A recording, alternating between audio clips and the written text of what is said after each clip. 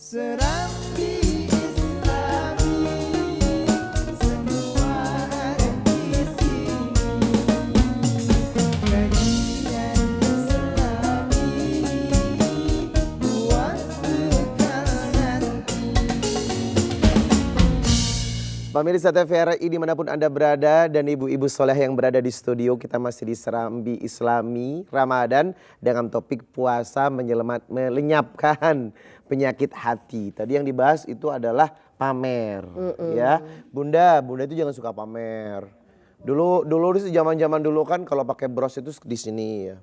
2020 nih di sini sekarang, ya. Nanti 2025 di sini.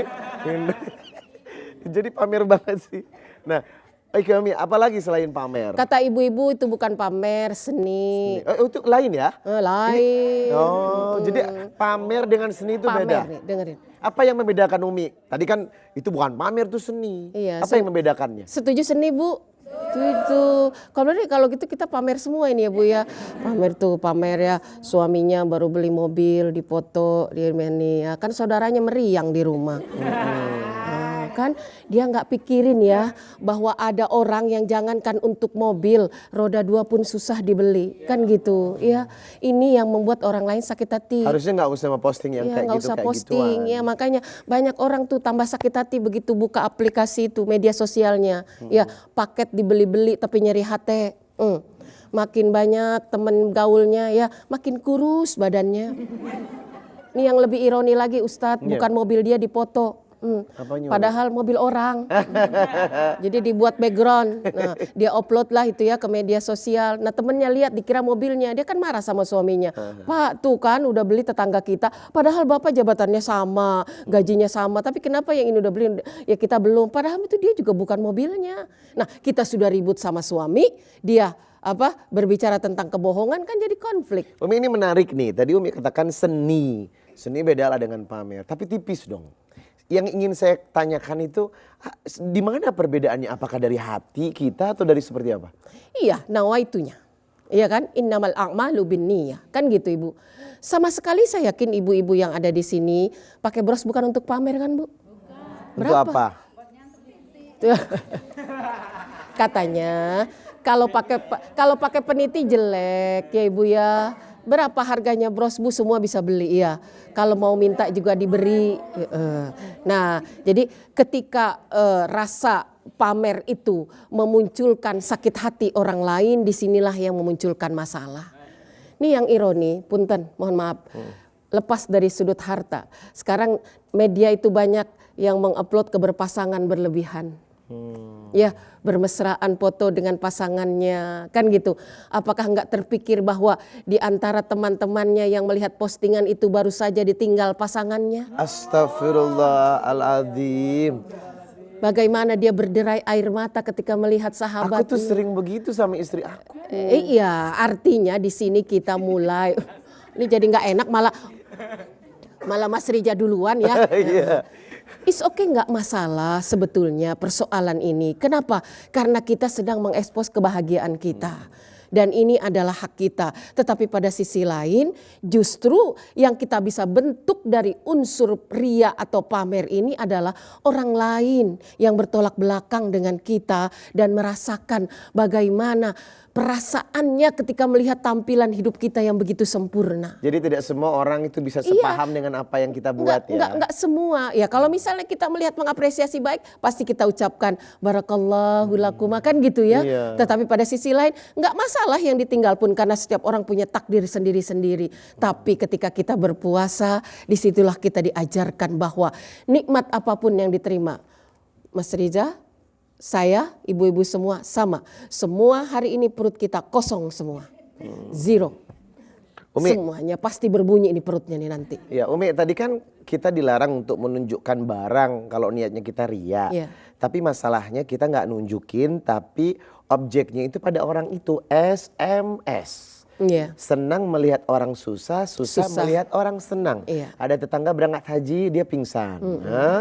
Tetangga beli mobil, Masuk dia IGD. masuk rumah sakit. Ya. Nah, ini konteks orang yang seperti ini sebenarnya termasuk bagian dari penyakit hati nggak? Ya, berarti dia yang sakit. Ya. Padahal kita udah enggak nih intinya ya. Ya, ini kan unsur sakit hati ini kepada siapa saja. Jika kita yang menunjukkan kelebihan berarti kita yang sakit. Jika dia yang terpedaya dia yang sakit. Sebetulnya tidak mesti begitu. Kenapa? Silahkan saja orang lain tampil dengan kehidupannya, ya kan?